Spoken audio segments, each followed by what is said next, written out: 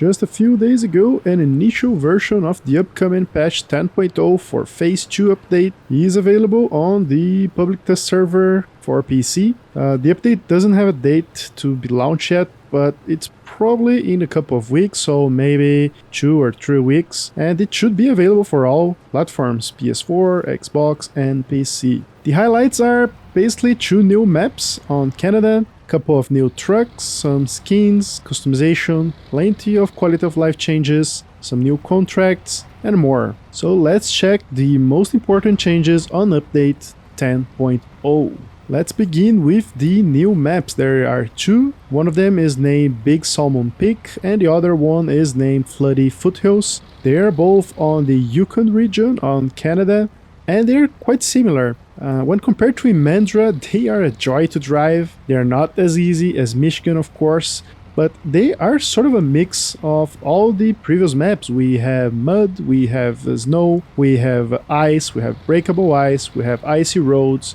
we have everything.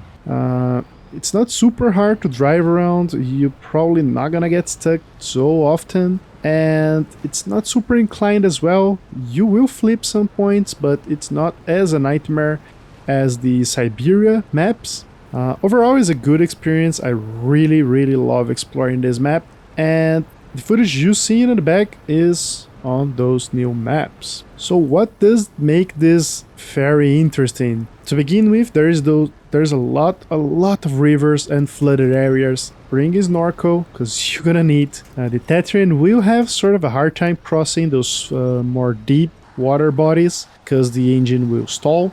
However, if you have a tall truck with a snorkel, that should not be a problem at all. Don't get scared when you see a super fast body of water, a river. You will be able to cross almost all of them in those maps as long as you have a big enough truck. Plan ahead, maybe try some places where you can cross and start learning the map. That's my tip for you.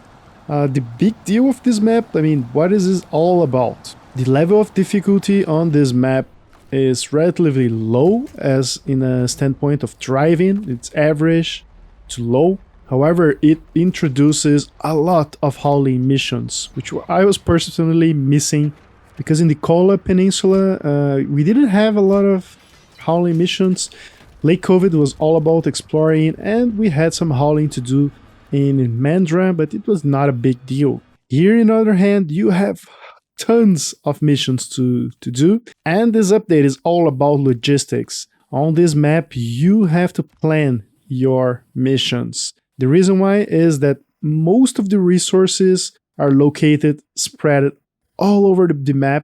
So you can find, for example, iron beans, metal beans everywhere in the map. There's like 20 or so points where you could pick up metal beans. However, they are finite. Only 1 or 2 depots will have endless amount of resources, but most of the depots on this map will have finite, like say 2 units of bricks, 4 units of something else. So you need to plan ahead what missions you're gonna do and where you're gonna pick up the cargo. So it's more about the logistics than about the driving itself. Another really cool feature they're introducing on these particular maps for Canada is crafting. So on some very specific locations, you can bring in raw materials that will get processed to become more advanced materials. I'm not sure this is the only example here, but that's the only one I could find in the little time I played on these maps, which is you can drive to this location here, some metal beams, and then you can craft those metal coils. So maybe it is like the beginning of something new, maybe, I hope. I wonder if they could introduce more complex recipes where you had to bring multiple materials and craft into some advanced stuff that you have to haul other place. As I said, I haven't played a lot of this map yet, but there's this new thing, crafting. You can also store items in specific locations, so some places will allow you to unload any cargo so you can store them maybe for a future mission. So that again, another planning.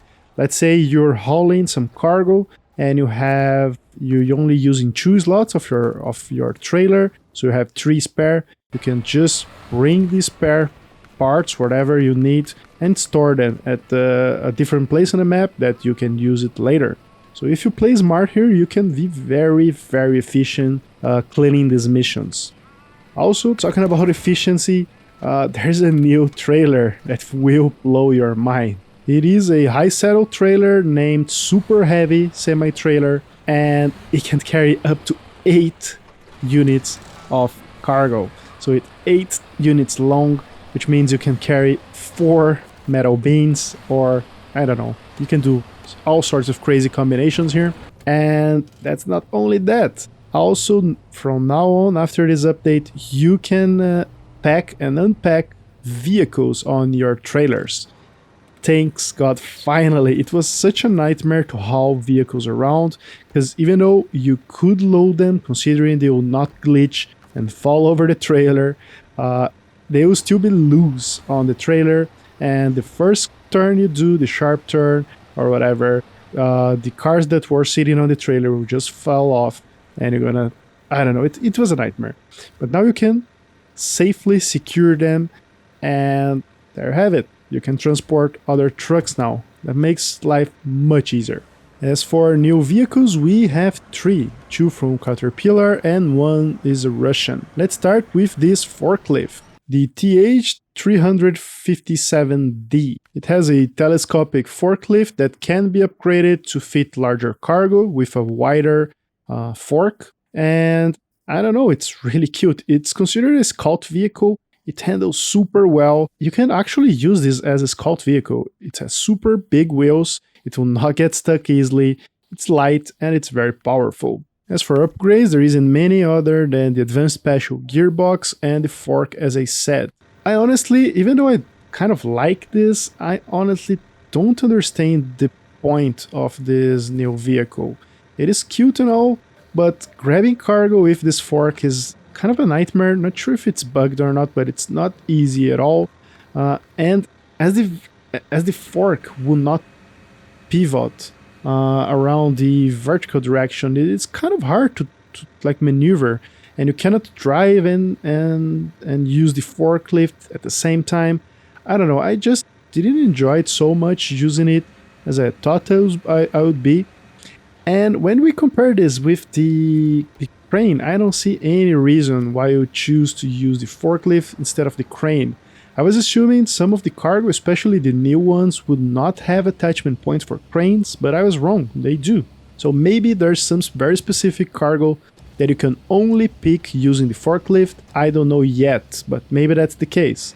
The other advantage of the forklift over the crane is that whenever you switch vehicles with the crane, you have to detach the cargo, so the cargo will fall on the ground.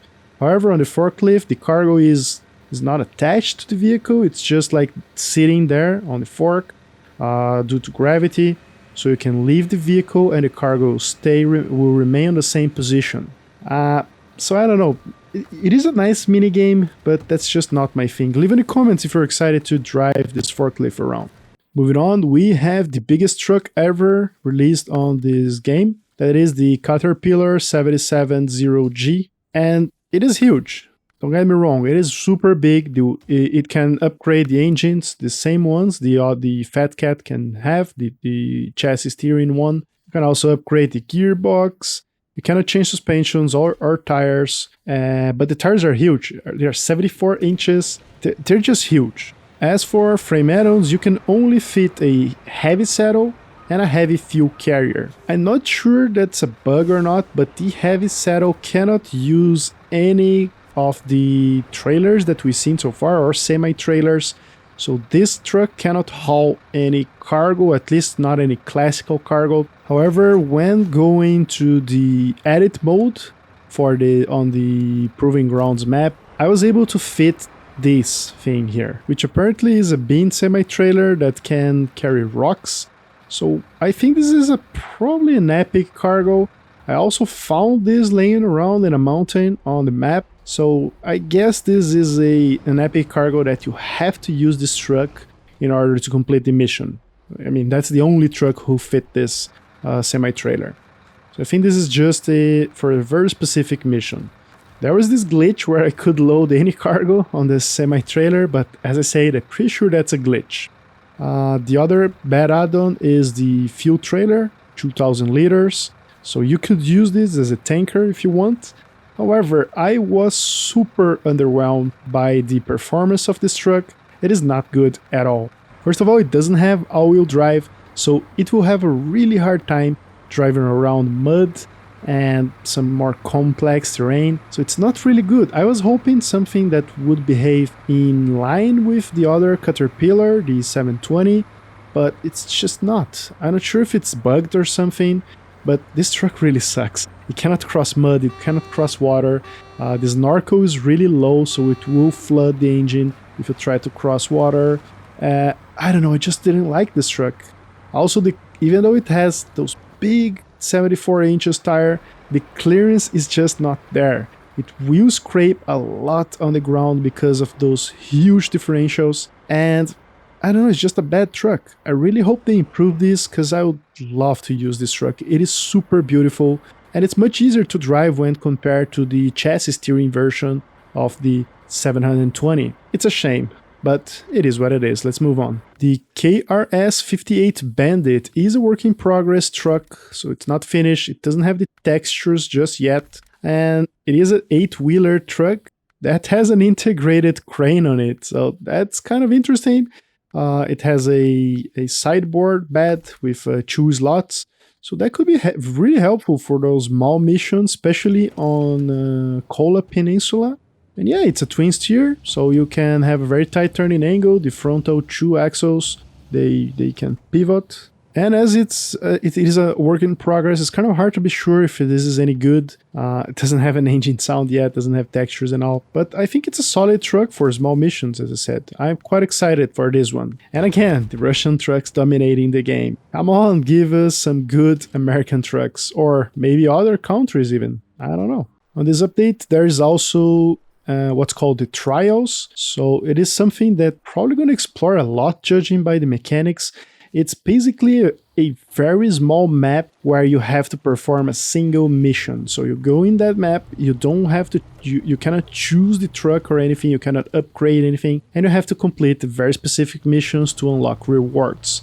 So it's like, maybe they could use this as a tutorial mode to teach players some advanced concepts. That'll be cool. Or just some very hardcore missions that you cannot cheat by choosing a mod truck, for example. And talking about mods, they revamped a lot the mod browser. Now you can find mods from inside the game. You don't have to go to mod.io anymore and browse there. You can search on the search bar, you can filter mods, you can install and uninstall, subscribe, unsubscribe, activate, deactivate, everything from inside this browser. Experience is much better now. And word on the street says that the consoles will be getting this update very soon. So I hope that the consoles get mods soon. Not sure the library is going to be the same or it's going to be specific mods for PC and others for consoles though. Not 100% sure on that. And I think this was all the major features that will be packed with update 10.0 very soon, in a couple of weeks. Honestly, I am just doing those SnowRunner videos because I really love the game and I really love to play in it. But this channel is laser focusing more and more with the Cyberpunk 2077 launch. So if you're really interested in daily top-notch quality Cyberpunk content like lore, news, and much more, don't forget to smash that subscribe button there. As always, thank you so much for watching, and I see you next time.